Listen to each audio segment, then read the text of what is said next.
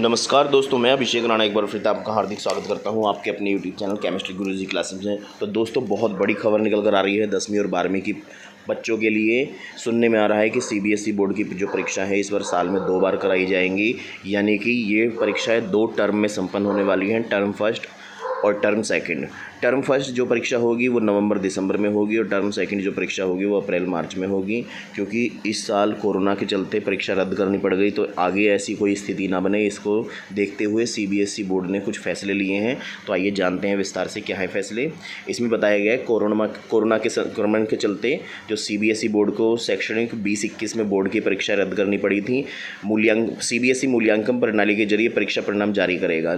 Corona की तीसरी लहर की आशंका के मद्देनज़र इस बार 21-22 में 10वीं और 12वीं की परीक्षाओं के लिए एक विशेष मूल्यांकन योजना की घोषणा करी गई है। सीबीएसई के नए मानदंडों के अनुसार शैक्षणिक सत्र 21-22 में पाठ्यक्रम को 2 भागों में विभाजित किया जाएगा और प्रत्येक टर्म में 50% सिलेबस को कवर किया जाएगा।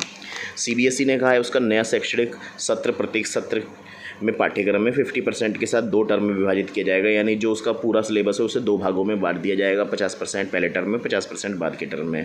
पहले टर्म की परीक्षा नवंबर दिसंबर में हो जाएगी, जबकि दूसरे टर्म के लिए परीक्षा मार्च अप्रैल में होगी। सीबीएसई बोर्ड ने कहा है कि बोर्ड परीक्षाओं की ओर से अधिक तर्कसंगत बनाया जाएगा, यानी नए पाठ्यक्रम जुलाई के अंत तक अधिसूचित किया जाएगा। नया पाठ्यक्रम जुलाई तक कंफर्म कर दिया जाएगा कि लागू होना है कि नहीं होना है।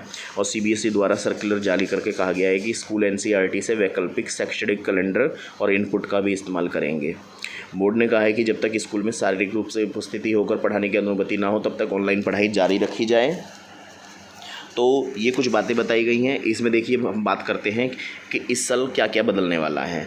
इस साल बदलने वाला है कि जो पढ़ाई का सन है, शैक्षणिक सत्र जिसे कहते हैं, एजुकेशनल सेशन जो होता है, उसे 2 भागों में विभाजित कर दिया जाएगा और प्रत्येक सेशन में 50% पाठ्यक्रम की पढ़ाई कराई जाएगी। सीबीएसई 10वीं और 12वीं के पाठ्यक्रम को युक्ति संगत बनाएगा, यानी दोनों को पैरेलल चलाएगा। आंतरिक मूल्यांकन प्रायोगिक परीक्षाओं को विश्वसनीय बनाया जाएगा, यानी जो इंटरनल एग्ज़ाम होते हैं और जो प्रैक्टिकल होते हैं उस पर विशेष ध्यान दिया जाएगा कि वो बिल्कुल जेन्युइन तरीके से लिए जाएं। निष्पक्ष तरीके से अंक दिए जाने के लिए बोर्ड नीति की घोषणा की जाएगी, यानी कि किसी भी बच्चे को बिना लिखे या बिना कुछ करे नंबर नहीं दिए जाएंगे। अगर बच्चे ने लिखा है, सही लिखा है तो ही नंबर दिए जाएंगे, अदरवाइज़ उसको कोई नंबर नहीं मिलेगा।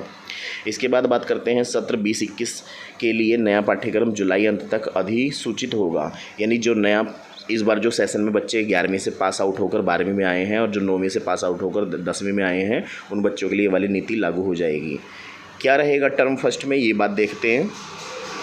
टर्म फर्स्ट में नवंबर दिसंबर में 4 से 8 सप्ताह में संपन्न होंगी परीक्षाएँ, यानी जो टर्म फर्स्ट है उसमें नवंबर दिसंबर में 1 महीने के अंदर या 2 महीने के अंदर परीक्षाएं ले ली जाएंगी। सारे प्रश्न बहुविकल्पीय आधारित होंगे या फिर केस और रीजनिंग के आधारित होंगे।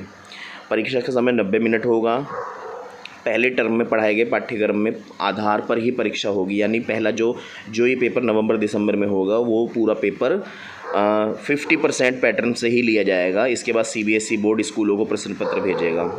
सीबीएसई द्वारा नियुक्त ऑब्जर्वर की निगरानी में परीक्षा होगी, यानी कि जैसे एग्ज़ामिनर आता है आपका पेपर लेने, ऐसे ही एग्ज़ामिनर आएगा उस टाइम भी ऑब्ज़र्व करने आपको बाहर से, यानी कि कॉलेज के टीचर तो होंगे साथ में ऑब्ज़र्वर भी होंगे बाहर से जो आने वाले हैं।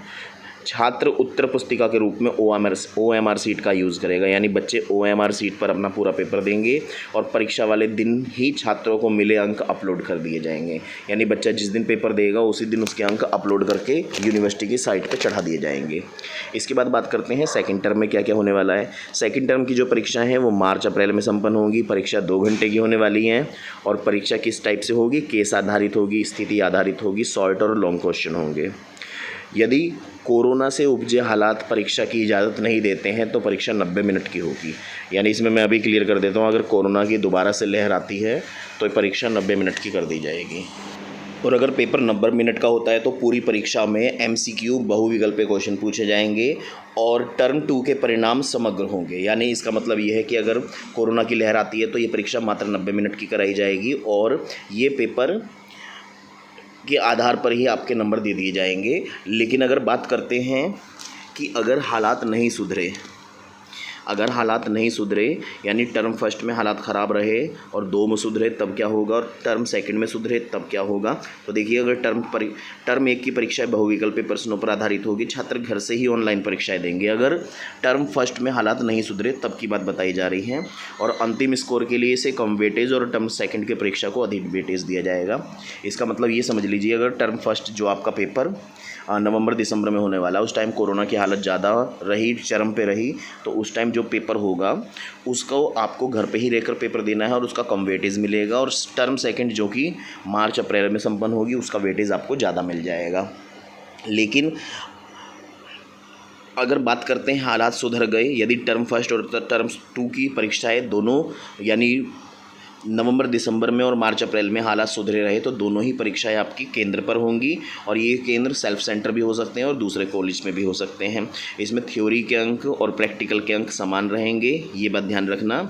अब मार्च अप्रैल में अगर स्कूल बंद रहे, अगर मार्च और अप्रैल में स्कूल बंद रहे तो सिर्फ टर्म फर्स्ट की परीक्षाएं होंगी, तब क्या होगा। तो ऐसे में टर्म फर्स्ट की परीक्षा के में छात्र जो पेपर देंगे, उनके जो नंबर आएंगे उसके बेस पर उसका मूल्यांकन किया जाएगा और वार्षिक परीक्षा में टर्म फर्स्ट के वेटेज के बेस पर ही उनका रिजल्ट तैयार कर लिया जाएगा। इसमें एक बात बताई गई है कि अगर पूरे साल भर स्कूल बंद रहा, यानी न टर्म फर्स्ट के पेपर हो पाए न टर्म सेकंड के पेपर हो पाए, उस कंडीशन में क्या होगा। उस कंडीशन में बताया जा रहा है कि बच्चों को टर्म फर्स्ट और टर्म सेकंड की परीक्षाएं घर से ही देने की अनुमति दी जाएगी। यानी ये पेपर घर से ही बच्चा ऑनलाइन देगा, MCQ फॉर्मेट में पेपर होगा और तब पेपर का जो रिजल्ट बनेगा वो इंटरनल जो मूल्यांकन होता है उसके आधार पर होगा और प्रायोगिक परीक्षा के आधार पर होगा और टर्म फर्स्ट और टर्म सेकंड के थ्योरी के अंक के जरिए ये वाला रिजल्ट तैयार किया जाएगा। तो आई थिंक आप सबको बात समझ आ गई होगी। मैं इसको एक बार फिर से ओवरव्यूज़ कर देता हूँ कि इस बार पेपर 2 भागों में होने वाला है, ऐसे समझ लीजिए, टर्म फर्स्ट और टर्म सेकंड। जैसे टर्म सेकंड को हम एनुअल पेपर भी बोल सकते हैं। टर्म फर्स्ट में 50% सिलेबस होगा, 90 मिनट में आपको MCQ बेस्ड पेपर देना पड़ेगा और टर्म सेकंड में पेपर 2 घंटे का होगा। लेकिन अगर कोरोना की स्थिति बनी रही तो पेपर वो 90 मिनट में कराया जाएगा और वो भी MCQ टर्म में कराया जाएगा। अगर टर्म फर्स्ट के पेपर हो जाते हैं और टर्म सेकंड के पेपर नहीं होते हैं तो टर्म फर्स्ट के बेस पर ही मूल्यांकन होगा और पूरा रिजल्ट बनेगा। और अगर टर्म फर्स्ट नहीं हो पाता है तो सिर्फ सेकंड टर्म के बेस पर रिजल्ट बनेगा। और अगर किसी कंडीशन से दोनों ही टर्म नहीं होते हैं तो दोनों ही टर्म के पेपरों को बच्चों को घर से देने की अनुमति दी जाएगी और इस कंडीशन में बच्चों को इंटरनल मार्क्स के वेटेज पर आधार पर ही उनका रिजल्ट तैयार होगा। तो दोबारा से ऐसी कंडीशन ना हो जिस तरीके से इस साल CBSE बोर्ड को बच्चों को प्रोमोट करना पड़ा तो अगले साल भी प्रोमोट करना पड़े, इसलिए CBSE बोर्ड ने ये फैसला लिया है। तो आई थिंक आपको बात समझ आ गई होगी और 1-2 दिन में मैं इस पर दोबारा से एक वीडियो डाल के आपको और अच्छी तरह से समझाने की कोशिश करूंगा। अगर आप इस चैनल पर नए आए हैं तो चैनल को सब्सक्राइब कर लेना और बेल आइकन हिट कर लेना ताकि इसी प्रकार के पेपर से रिलेटेड और पढ़ाई से रिलेटेड नोटिफिकेशन आप तक आते रहे। चलते हैं, मिलते हैं किसी नेक्स्ट वीडियो में, तब तक के लिए बेस्ट ऑफ लक, जय हिंद।